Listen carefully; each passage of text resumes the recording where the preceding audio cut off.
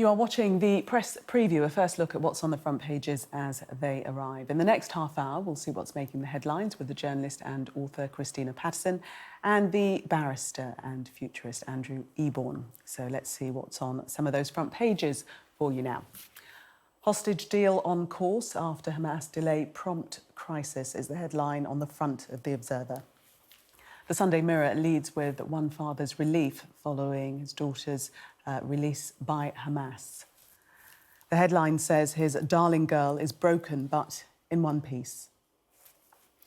Meanwhile, a headline on the front of the Sunday Times reads, they thought they were about to be executed, then freedom.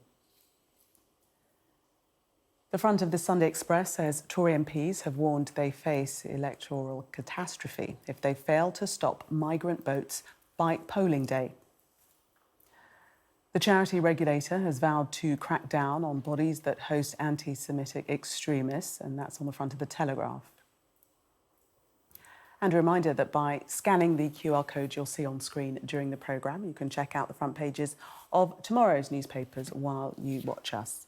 And we are joined tonight by Christina Patterson and Andrew Eborn. Welcome to you both. Let's start with the situation in the Middle East, the Israel-Hamas war and the release of hostages tonight after a major hiccup earlier in the day. But 13 Israeli hostages and 4 foreign nationals are now back in Israel. Well, thank goodness. It must have been absolute agony for their families earlier when there was this delay and nobody knew whether it was going to go ahead or not. And then through presumably intensive negotiating from Egypt, I think it was primarily Egypt, then the deal went ahead. Hamas had said that Israel hadn't kept their part of the deal to do with aid going into northern Gaza. Thank goodness they are now out. The agony continues for the families of all the other hostages. And just hearing your report, you reading the names of the hostages who've been released and the people, the relatives of theirs who had been murdered, you just think, actually, of course, it's fantastic that they're free, but the trauma they have been through, many of them, it might take them years to recover from the trauma, and many of them have lost parents, husbands, grandparents. I hate to say they will never recover from this because human beings are extraordinarily resilient and one hopes they will. But just the depths of human pain in this whole terrible story, obviously for the hostages and obviously in Gaza, it is just utterly heartbreaking. Andrew, and it is might describe it as a chink of light that the 13 of the hostages are now back on Israeli soil. But as Christina was saying, they may not know the full extent of their loss at this point, and there's so much for them to deal with. It's not a celebratory moment. It's certainly not, and it's been one of those sort of touch-and-go moments throughout the night. Obviously, the papers are reporting several hours beforehand, the headline news. When you start putting the names and the faces there, it brings it all home. And the problem with these stories is always people get slightly desensitised until you start to see the real people behind it on both sides. And thank goodness there's a little ray of hope. But as we say, the agony of those who are still waiting to hear about their own loved ones must be excruciating. And I think people need to sort of bear that in mind as the story evolves. And also those who have been released. I mean, it's lovely to see these great images of people being reunited with their family. But at the same time, you've got the terrible tragedy when you're hearing about people who have been murdered in those families as well. And I think that the agony that's going to happen as the story unfolds is going to continue for a very long time. And Christina, we mentioned the hour delay, that point where perhaps people thought the whole deal would collapse. How does that bode for the rest of the ceasefire? Well, it just shows how incredibly precarious the whole thing is. And I mean, I'm fascinated actually by how the mediators work. I kind of think, how do you mediate with people who have just done what Hamas have done? And but obviously that is the job of a mediator, and in a way, thank goodness, Qatar, I mean, you know, on the one hand, they tolerate, or who knows if they do more than tolerate, they have the political leader of Hamas living in Qatar, and that puts them in a good position for negotiation. But on the other hand, you know, what does it say about their encouragement, fostering of a terrorist organisation? But this is such delicate stuff. Personally, I mean, it's very hard to see that there is some hope at the moment, because at this particular moment, fewer Palestinians, well, one hopes that Palestinians are not being killed in the war, and at the moment, hostages are being released, or rather have been released. But when you see the kind of backroom work that it takes to get these deals done, it seems to me that really the hope lies in the Arab states, Egypt, Qatar and America, and that is how this thing will be solved. Andrew, let's move to the Sunday Telegraph, Yes. Another element of the story. This is about a crackdown on charities that host extremists in this country.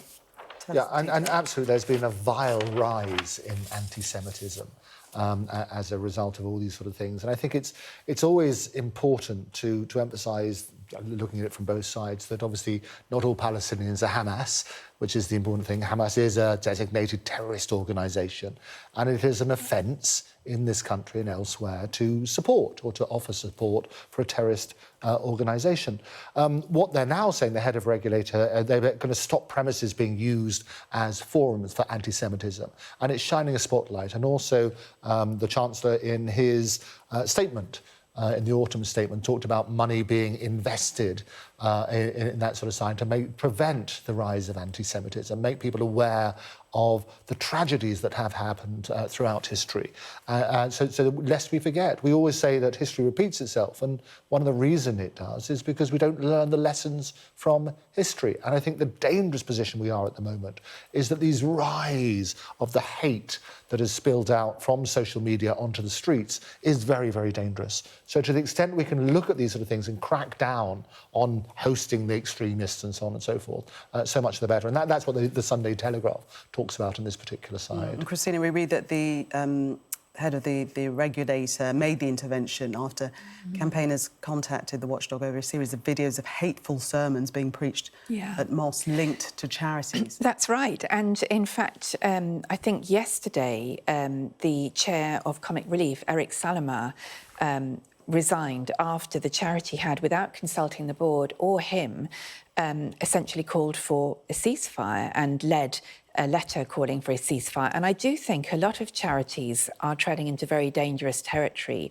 because it's not, I mean, everybody wants peace. Let's be absolutely clear about that. Nobody wants to see innocent civilians murdered, kidnapped, bombed, any of that. But this is an incredibly delicate process, and to call for a ceasefire is not a neutral act, it's a political act. It is saying, I mean, of course, everybody wants the war to stop, no question of that. The question is how you get to that point, and I do think a lot of people equate peace with a ceasefire, and a lot of charities from the beginning called for a ceasefire without realising that that was, for many Jewish people and Israelis, that seems to be essentially for them to say, OK, you just have to deal with this existential threat. Hamas have declared they want Israel wiped off the face of the planet. A ceasefire for Israel, unless it is negotiated in conjunction with the US and Arab states and support in the region, a ceasefire essentially means we give up our right to exist. And people don't seem to realise that. It's probably a little bit more complicated than that, because you did have Israelis calling for a ceasefire. Of course. Primarily the families. Absolutely, absolutely. And they were, I agree that Netanyahu should have, of course, prioritised release of the hostages over everything else. I think I'm no fan of Netanyahu. I can't stand the man. I think his government is far right. I think what he's done in Israel in recent years is horrific. I think that what's happening in terms of the illegal occupation, the people who are attacking people in the West Bank, all of that, I think it's completely outrageous. But I think the charities in this country are often very naive about the politics of it. Welcome back. You're watching the Press Preview. Still with me, journalist and author Christina Patterson and barrister Andrew Eborn. Let's have a look at the front page of the Sunday Express. Headline there, "Stop Small Boats or We're Sunk." Who's saying this and to whom, Christina? Tory MPs are saying it essentially to Rishi Sunak because they are saying immigration is out of control. And guess who caused immigration to be out of control? It was the Tories who gave us Brexit because, and one of the key drivers was apparently wanting to control our borders.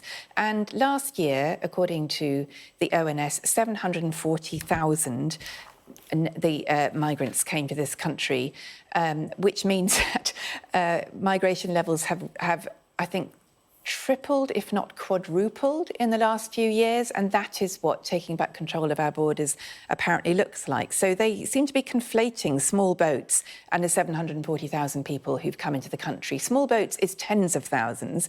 The rest of it is what the Tory government have control over because they control the borders, and this is what you get. So I don't know why they seem so shocked and surprised. It is their policies. In fact, it is Boris Johnson's policy, introduced after he was elected in 2019, that has led to this enormous increase. And it's essentially trying to deal with post-Brexit unemployment, or rather inability to find social care workers and so on. So a lot of this, some of it has been people from Ukraine, some of it's been people from Hong Kong, but a very high chunk of it has been people who've come here to work in social care to fill the gaps left behind by Brexit. So this is entirely created by the Tories, and if they don't like it, they could have come up with a different policy or they could change their policy. But after 13 years of Tory government, we have the highest levels of migration in history.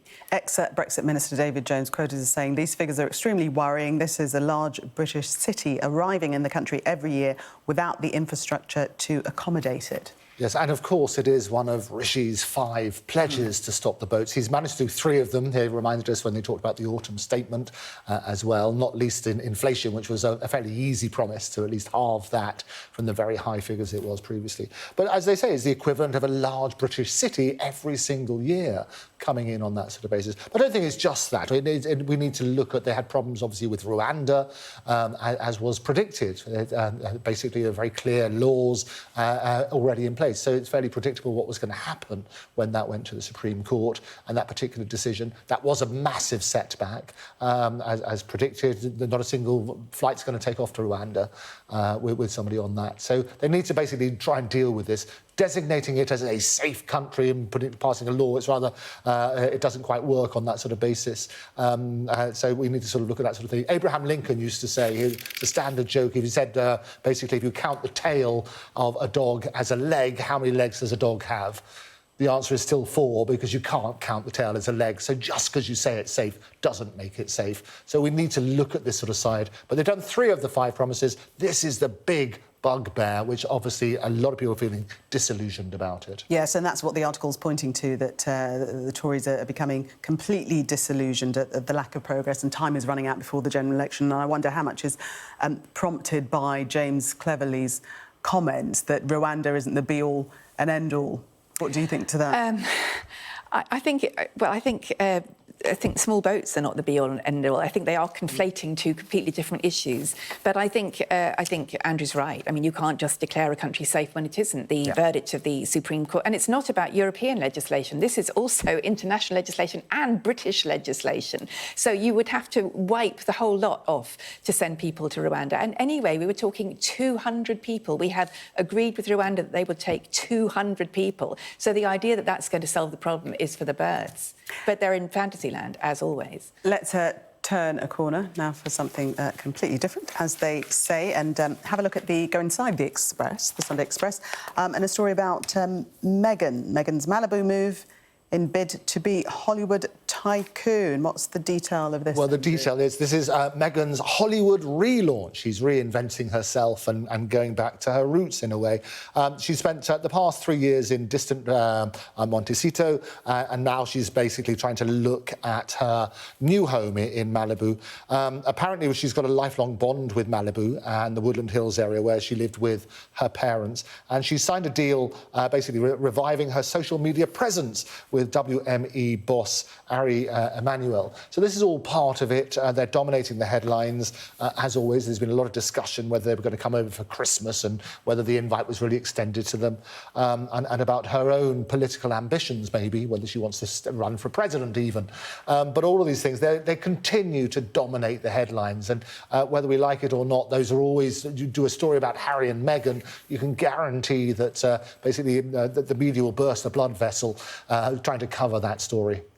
Christina, you've got about 15 seconds. I just hope it makes them happy. I would very much like Meghan and Harry to be happy and to concentrate on building their lives and being happy with their children and not slagging off the royal family all the time. Okay, That's Christina what I hope. and Andrew, thank you.